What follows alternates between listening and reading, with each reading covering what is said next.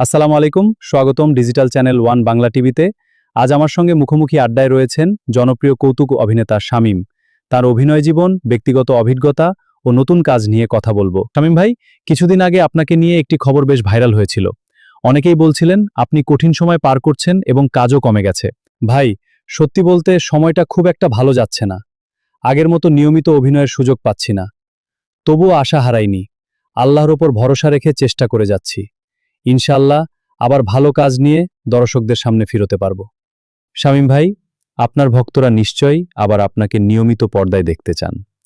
যারা এই মুহূর্তে আমাদের অনুষ্ঠান দেখছেন, তাদের উদ্দেশ্যে আপনি কি বলতে চান? আমার সব দর্শকের প্রতি কৃতজ্ঞতা। আপনারা সব সময় আমার পাশে ছিলেন, এখনো আছেন। আপনাদের দোয়া আর ভালোবাসাই আমার সবচেয়ে বড় শক্তি।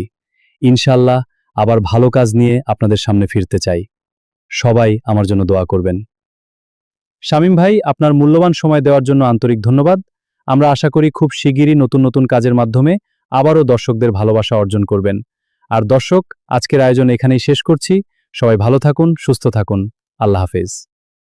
প্রতিটি মানুষের জীবনে লুকিয়ে থাকে এক একটি গল্প।